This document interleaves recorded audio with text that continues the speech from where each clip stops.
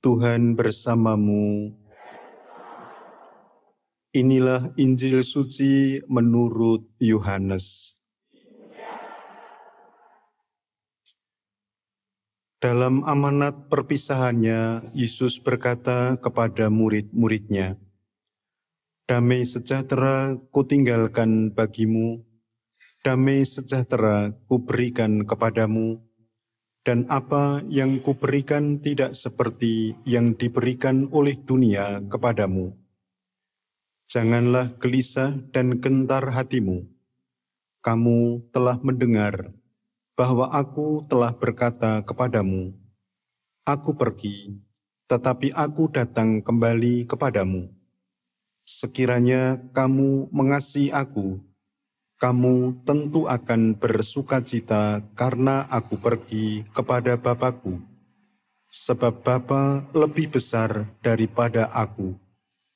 Sekarang juga aku mengatakannya kepadamu sebelum hal itu terjadi, supaya apabila hal itu terjadi, kamu percaya.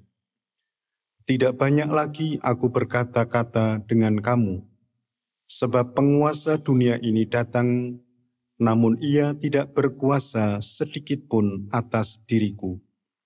Tetapi dunia harus tahu bahwa aku mengasihi Bapa, dan bahwa aku melakukan segala sesuatu seperti yang diperintahkan Bapa kepadaku." Demikianlah sabda Tuhan. Terpujilah Kristus. Para saudara yang terkasih di dalam nama Tuhan, di dalam sabda perpisahannya, Yesus menyampaikan pengajaran tentang damai sejahtera. Damai sejahtera, Shalom, Eirene. Situasi damai adalah situasi di mana manusia berelasi secara harmonis dengan Allah, dengan sesama, dan dengan lingkungannya.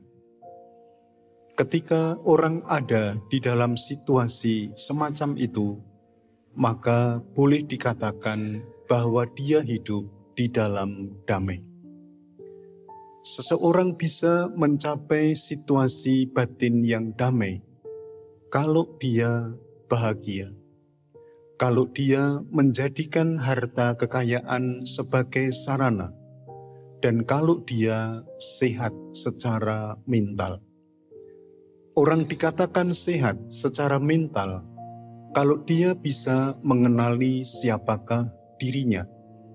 Dia tahu ada di lingkungan apa, dan ia pun paham saat ini dalam situasi seperti apa.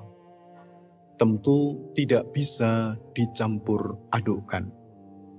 Ketika orang mulai kehilangan kesadaran akan siapakah dirinya, akan situasi apa yang dihadapi, maka orang itu ada di dalam situasi mental yang tidak sehat. Dan itu berarti bahwa situasi damai pun tidak akan dapat dirasakan oleh orang itu. Para saudara yang terkasih di dalam nama Tuhan, kutipan bacaan Injil tadi mengajarkan kepada kita semua agar kita hidup di dalam damai. Hidup di dalam damai dimengerti sebagai hidup di dalam Yesus Kristus. Hidup di dalam dan bersama dengan Yesus Kristus adalah hidup di dalam Allah Bapa sendiri. Karena segala sesuatu yang terjadi di dalam diri Yesus Kristus terjadi oleh karena kehendak Bapa.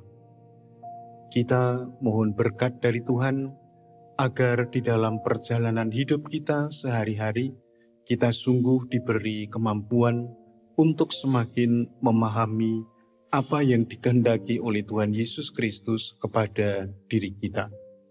Karena dengan demikian maka kita pun menjadi semakin mengerti dan paham akan kehendak Bapa terhadap diri kita. Kita percaya kehendak Bapa terhadap diri kita adalah ikut serta menghadirkan dan mewartakan damai kepada orang-orang yang ada di sekitar kita. Kemuliaan kepada Bapa dan Putra dan Roh Kudus.